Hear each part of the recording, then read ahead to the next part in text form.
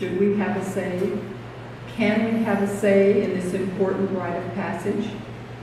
Today I'll explore the death with dignity debate and laws, as well as what each of us can do right now to make our wishes known to our loved ones concerning our future death.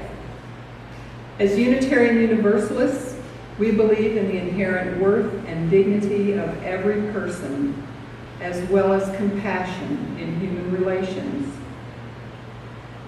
Modern science has profoundly altered the course of human life. People live longer and better than ever in history. But scientific advances have changed aging and dying into a medical experience managed by healthcare professionals. Surgeon Atul Gawande states, "I am in a profession that has succeeded because of its ability to fix. If your problem is fixable, we know just what to do. But what if it is not?" End quote. Admitting that someone is dying and helping them cope, giving comfort and guidance, is not a skill most doctors feel comfortable with. A friend recently told me this story. His brother George was frail after 2 rounds of chemo when the doctors offered him yet another surgery. Afraid, yet wanting an honest opinion, he asked, "Scott, if you were in my shoes, would you have this surgery?" Scott answered honestly, "I've never asked you to do anything I wouldn't do. No, I wouldn't risk the surgery. You will not make it off the operating table. I would choose to spend these last precious days with my family." George declined the surgery and died peacefully at home 2 weeks later. Death is not a failure. Death is not the enemy. Death is normal. Dr. Sherwin Newland, in his classic book, How We Die, lamented, "Nature's final victory was expected in generations before our own." End quote. My own father was one of 11 children in a devout Catholic family. One child died as an infant. His sister Jane died at age 13 of appendicitis, and older sister Colette died at age 28. Dad said, "We didn't go on antidepressants or go to grief groups. We simply accepted that death was part of life. Babies were born at home, and people died at home." The right to die is fundamentally concerned with personal choice. Will we allow our last days to be controlled by laws, technology, and strangers? If death is part of life, can I have a choice or some measure of control over my own death? Am I violating the divine plan, the divine order of things, if I take an active role in my demise? Let me make one thing clear. I am not talking about suicide. I am talking about those who are terminally ill. The belief that people who request life-ending medication are suicidal is one of the most misunderstood aspects of these laws. These people don't want to die. They don't want to take this medication. But they are dying. They have exhausted every other option, and there is nothing they can do about that. They want to have this medication in case the dying process is simply unbearable. This is a complex subject, and many are opposed to any consideration of the idea of assisted suicide. Our government was created to protect life, liberty, and the pursuit of happiness, as stated in the Declaration of Independence. The ultimate goal is not a good death, but a good life, all the way to the end. When we are born, we take our first breath. We open our eyes and begin to take in the light and sounds around us. In a matter of months, we learn to sit, crawl, and walk. As we grow, we learn to talk, communicate, and control our emotions. We grow from helpless to dependent to independent. At some point in our olden, golden years, we begin to let go of our independence and mobility. We give up our life's work and retire.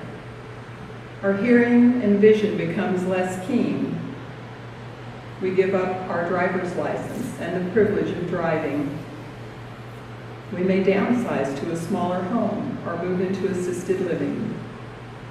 We may become unsteady on our feet and need a cane or a walker.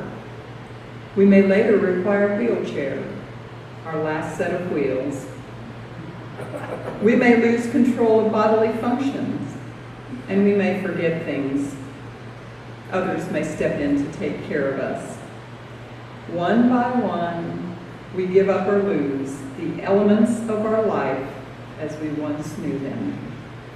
Finally, we give up our last breath. We die.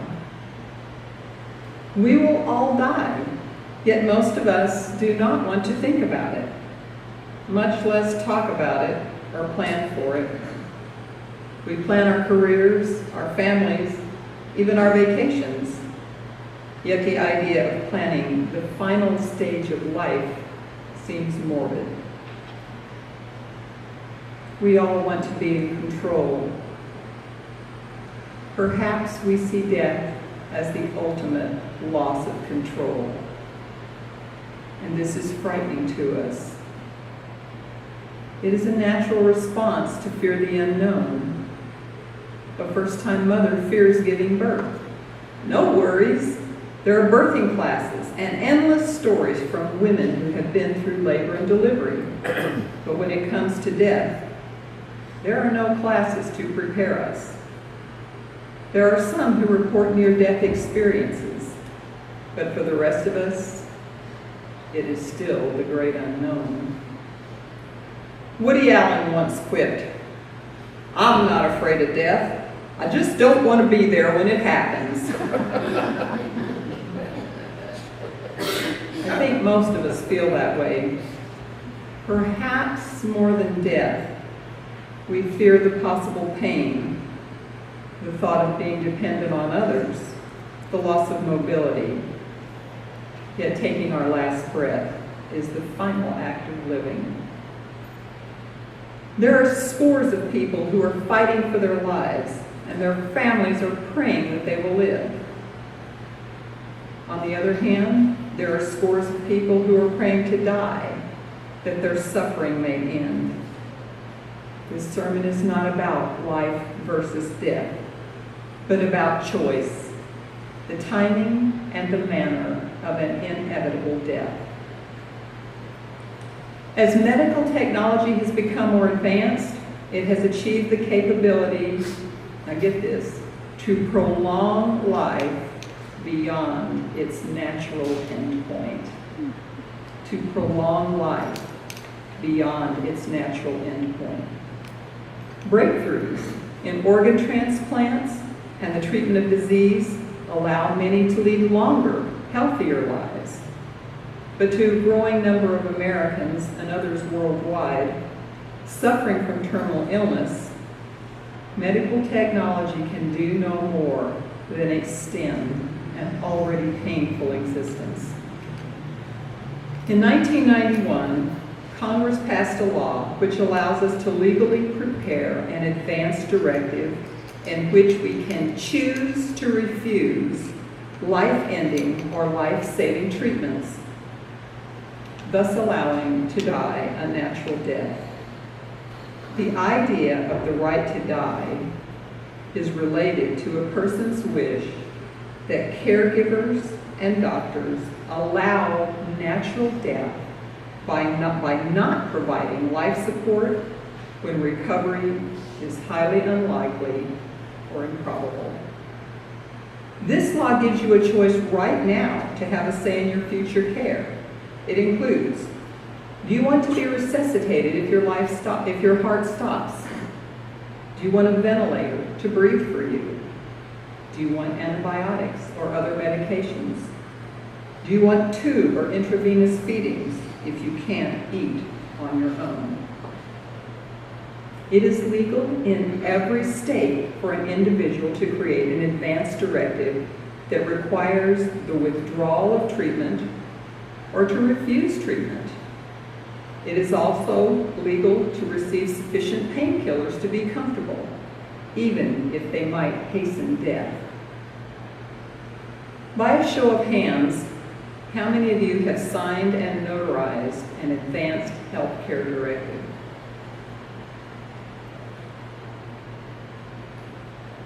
How many of you have given these documents to your doctor or the person who will be your medical spokesperson? Less hands. That's an important step. How many of you have placed a copy of these important papers in the glove box of your car in case you have a medical emergency while driving? How many of you have talked to your children about your wishes? See, we have a little work to do. I have 5 copies of the Utah Advanced Healthcare Directive.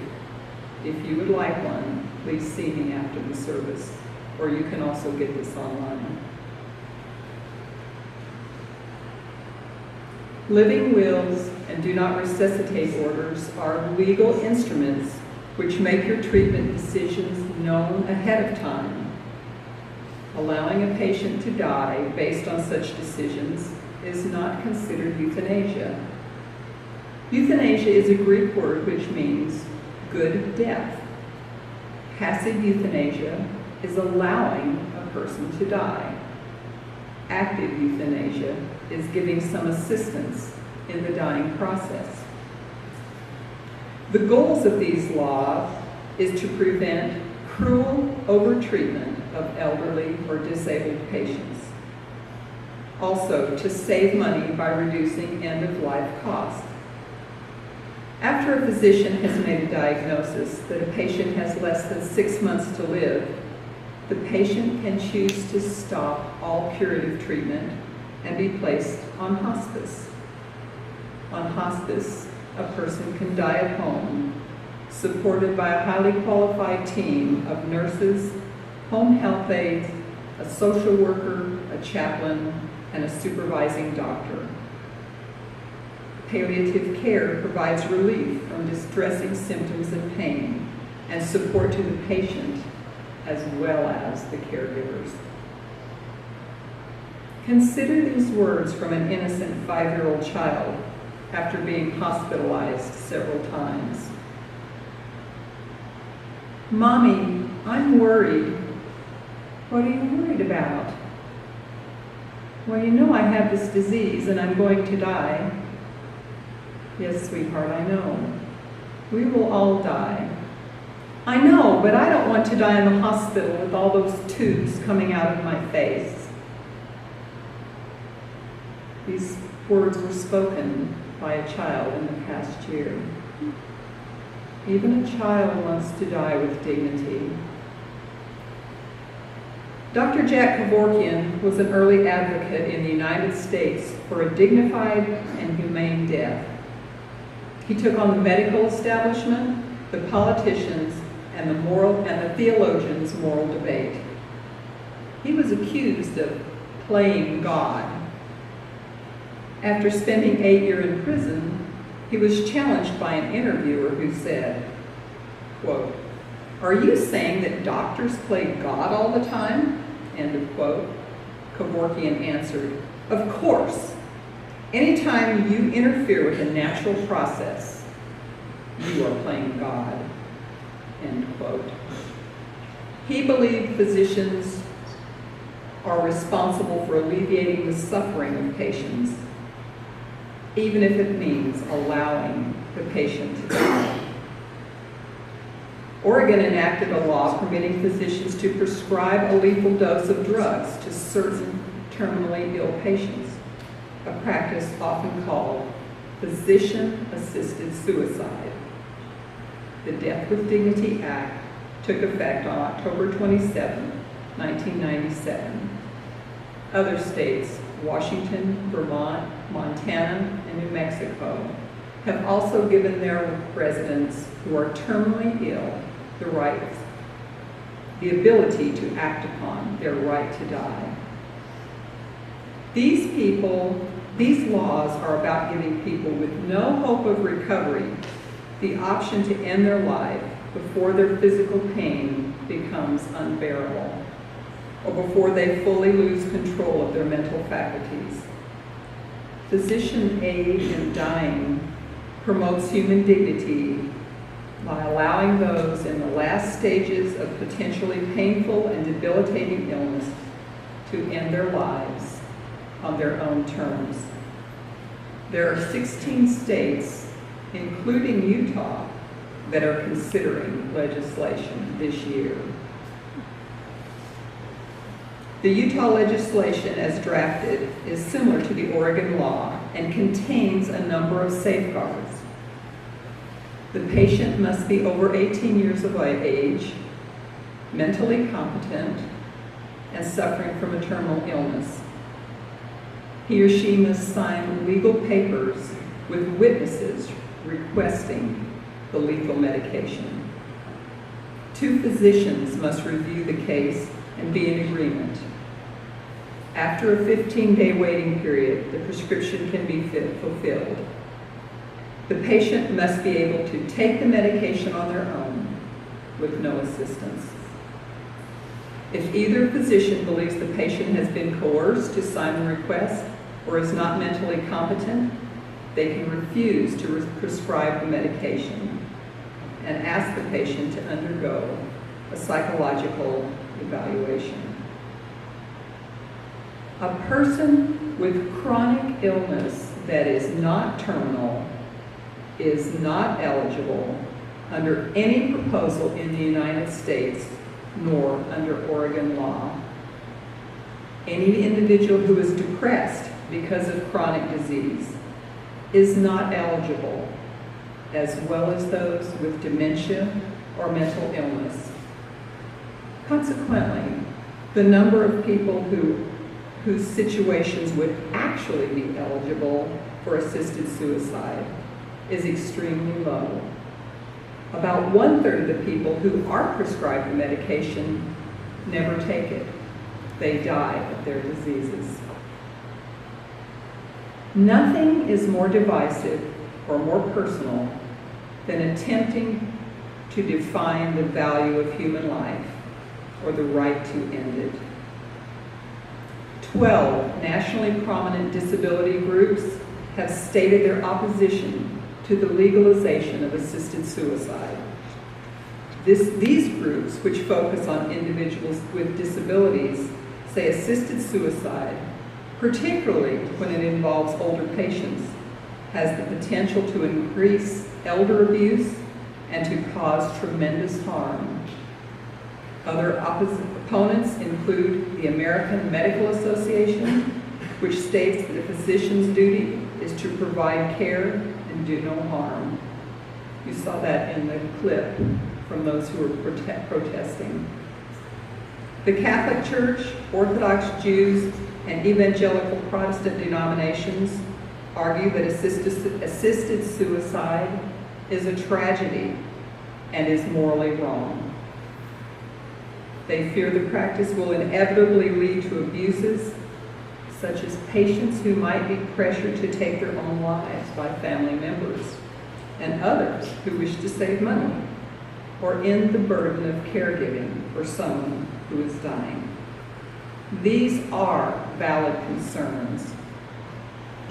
They also contend physician-assisted suicide is at the top of a very slippery slope that could eventually lead to involuntary euthanasia of people who are severely handicapped. It is a complicated subject with strong differences of opinion. I would like to share 2 personal stories of dying.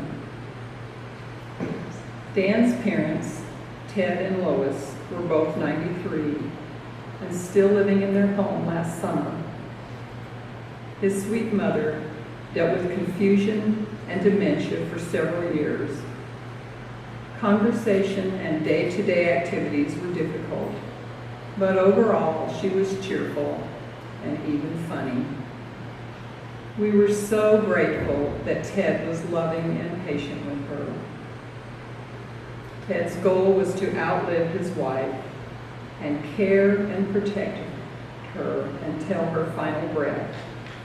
He hired a woman to cook and care for Lois after she fell and broke her hip. 2 months later, she was placed on hospice. Ted told Dan and his brother that once she died, he planned to end his life. This was no secret. He told them of his plan. All family members supported him in his choice. 4 days after Lois's death, Ted took his life. He died on his own terms.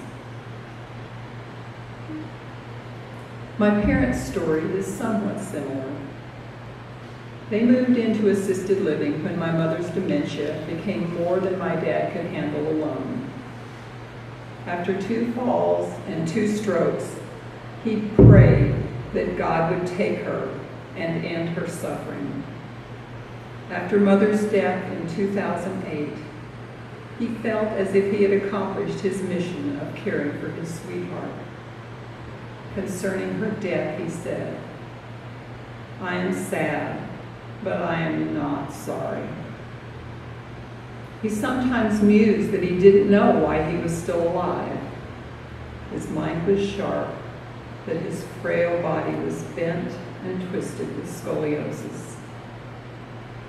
4 days after a Thanksgiving feast in 2013, he was diagnosed with pneumonia. He said, "Yahoo! This is my ticket off the planet." He was placed on hospice and in a hospital bed. During the next 5 days, he consciously made each decision. This is the last time I will get out of bed. This is the last food I will eat. This is the last medication I will take, the last drink of water. Near the end, he whispered one word: shave. My brother got his electric shaver and gently shaved his wrinkled face. He cooperated fully.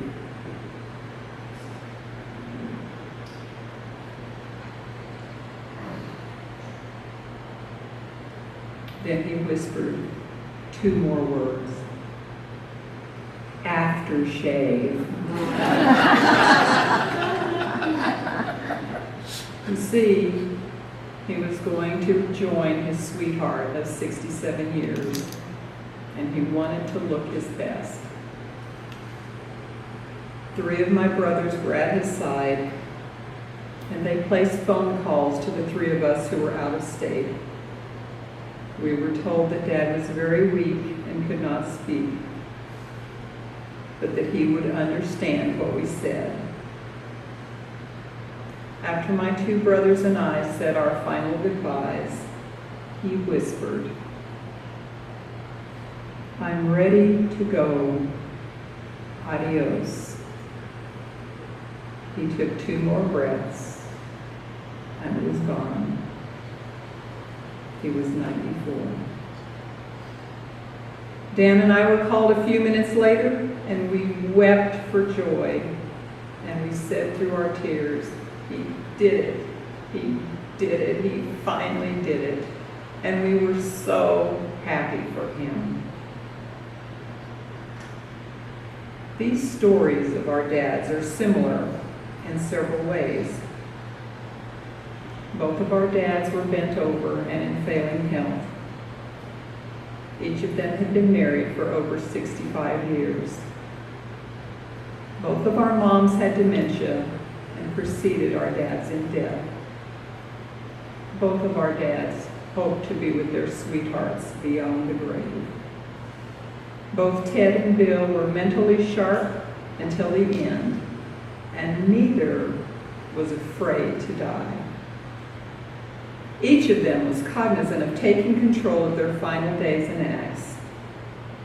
In my opinion, each of them created the perfect death. Ted and Bill each exercised their choice to die on their own timetable. With permission from Sandy Rice, I want to share this tender story. Sandy was privileged to spend the day with her darling grandmother the day before she died. This little lady also struggled with dementia, and words escaped her. On her final lucid day, Grandma posed this question to Sandy. "Do you have any weapons of beauty?" Sandy thought a moment, then gently responded, "Yes, Grandma, I have makeup." As a final loving gift to her grandmother, Sandy gave her a facial and did her makeup. Grandma remembered and commented all afternoon, "I have lipstick on." What do these stories tell us about dignity? When we are old and frail and dying, perhaps we too will request a final shave or the weapons of beauty. We will want to die with dignity and grace. Death is inevitable, so what can we do now to prepare for our final exit? First, live life to the fullest each day. Do your part to clean up estranged relationships. Tell the folks you love how you feel. Second, get your legal affairs in order. This includes trusts, wills, and estate planning. Tell your family your wishes concerning organ donation and end-of-life treatment. Complete advance directives and give them to your doctor. Most of us will die a natural death. But if we are terminally ill, do we deserve the right to choose a humane and peaceful end? The debate over what is and is not an appropriate course of action when it comes to end-of-life decisions will continue for years to come. The ultimate goal is not only a good death, but a good life all the way to the end. May it be so.